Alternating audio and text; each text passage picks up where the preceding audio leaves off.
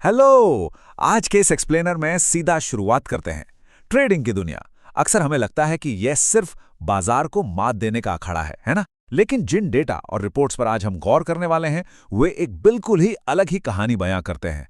असल में ट्रेडिंग सिर्फ बाजार से निपटने के बारे में नहीं है, बल्कि यह एक ट्रेडर के अपने शरीर और दिमाग पर पड़ने वाले खतरनाक शारीरिक और मनोवैज्ञानिक असर से बचने के बारे में भी है।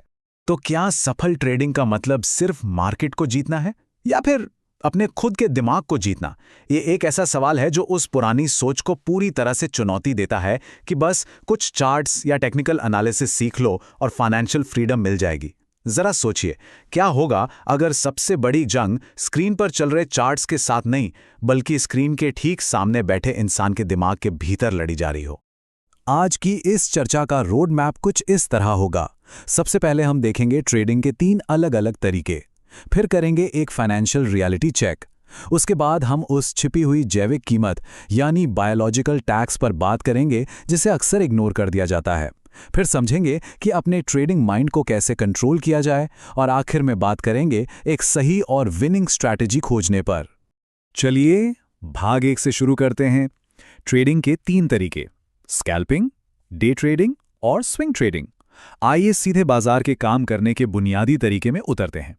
ये सिर्फ नाम नहीं है, ये असल में तय करते हैं कि एक ट्रेडर की पूरी जिंदगी और उसका डेली रूटीन कैसा होने वाला है। अगर हम इन तीनों तरीकों की तुलना करें तो सबसे मजेदार बात टाइम और स्ट्रेस लेवल की निकल कर आती है। देखिए, स्कैल्पिंग बिल्कुल फॉर्मूला 1 रेसिंग की तरह है, पलक झपकते ही कुछ सेकंड या मिनटों में ट्रेड खत्म। वहीं डे ट्रेडिंग में दिन भर में दर्जनों ट्रेड्स होते हैं, लेकिन रात को कोई रिस्क नहीं रहता। और फिर आती है स्विंग ट्रेडिंग, बिल्कुल शांत और धैर्य वाली।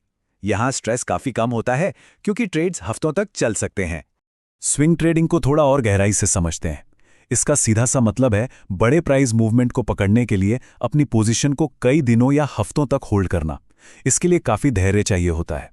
यहां सबसे बड़ी बात यह है कि स्विंग ट्रेडिंग के साथ साथ एक फुल टाइम जॉब करना और एक फ्लेक्सिबल रूटीन मेंटेन करना बहुत आसान है। डे ट्रेडिंग की तरह इसमें लगातार स्क्रीन से चिपके रहने की कोई जरूरत नहीं होती। अब आते हैं भाग 2 पर, वित्तीय वास्तविकता की जांच, या कहें कि इस ग्लैमरस मिथक को तोड़ना।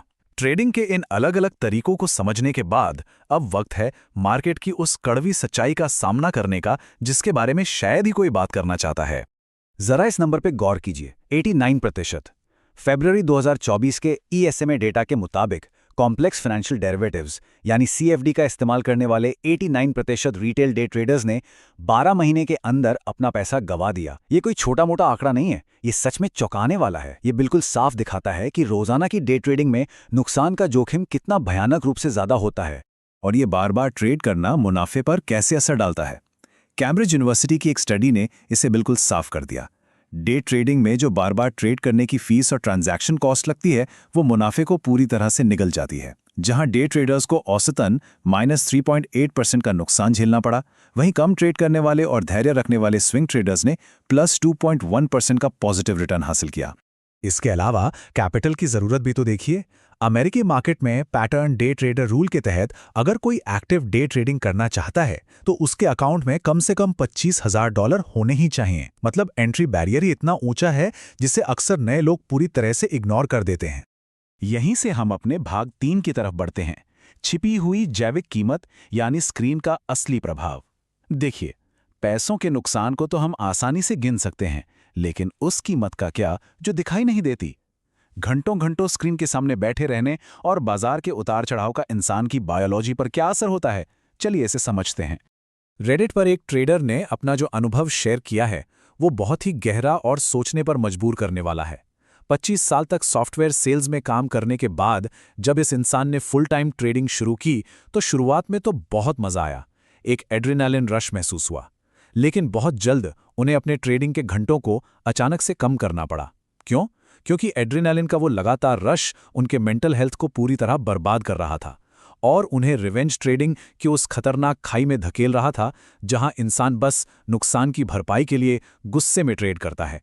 क्लिनिकल स्टडीज हमें साफ बताती हैं कि स्क्रीन से लगातार आ रहे डेटा और नीली रोशनी के संपर्क में रहने से शरीर का स्ट्रेस हार्मोन, जिसे कॉर्टिसोल कहते हैं, आसमान छूने लगता है। और जब ये कॉर्टिसोल लेवल लगातार हाई रहता है ना, तो उसका सीधा नतीजा होता है खराब मूड, नींद ना आना और बहुत ही भयानक वाली दिमागी थकान।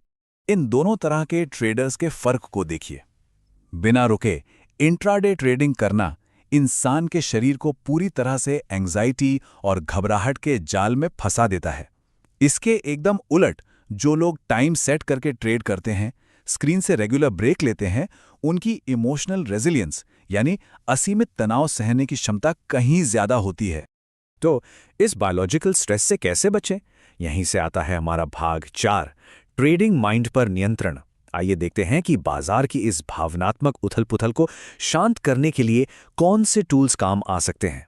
यहाँ दिमाग को स्थिर रखना ही सबसे बड़ा हथियार बन जाता है। इसमें सबसे असरदार टूल है कॉग्निटिव रीअप्रेजल, यानी किसी स्थिति को देखने के नजरिए को पूरी तरह से बदल देना। यह खुद से झूठ बोलना बिल्कुल नहीं है, बल्कि ये किसी भी स्थिति को एक शांत और कंस्ट्रक्टिव एंगल से देखना है, ताकि कोई भी घटना या नुकसान एक बड़े खतरे की जगह सिर्फ एक ऐसी चीज लगे जिसे आसानी से मैनेज किया जा सकता है।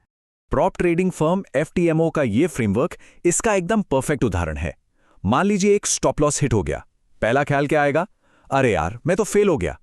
लेकिन इस टूल का इस्तेमाल करके इसी बात को ऐसे सोचा जा सकता है, कोई बात नहीं, मैंने अपनी प्लानिंग को फॉलो किया और अपनी बाकी कैपिटल को बचा लिया। बस सोचने का ये छोटा सा बदलाव दिमाग में भावनाओं को बेकाबू होने से तुरंत रोक देता है। अब हम पहुंच गए हैं अपने आखिरी हिस्से पर, भाग 5, सही रणनीति की खोज, जहां पूंजी, समय और दिमाग सबका सही बैलेंस बनाना होता है। चलिए इन सभी चीजों को एक साथ जोड़कर देखते हैं कि सफलता का असली फॉर्मूला कैसे बनता है। एक बहुत ही एक्सपीरियंस ट्रेडर ने क्या खूब बात कही है। ज्यादातर लोग इसलिए फेल नहीं होते क्योंकि उन्होंने गलत ट्रेडिंग स्टाइल चुनी थी, बल्कि इसलिए फेल होते हैं क्योंकि लगातार हार मिलने पर वे तुरंत अपनी स्टाइल बदल लेते हैं।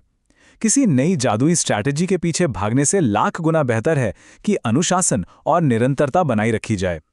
तो आखिर में सबसे जरूरी टेक अवे क्या है? सफल होने के लिए सिर्फ चार्ट पढ़ना काफी नहीं है, हमें एक ऐसा पूरा सिस्टम बनाना होता है जो हमारे बैंक अकाउंट को सेफ रखे, स्क्रीन टाइम को लिमिट करके हमारे हार्मोन्स को बैलेंस रखे और सबसे बड़ी बात, हमारी दिमागी शांति को सुरक्षित रखे। अपने टाइम और कैपिटल की लिमिट्स को समझना और उस दायरे में रहकर नियम बनाना, यही इस गेम की असली चाबी है।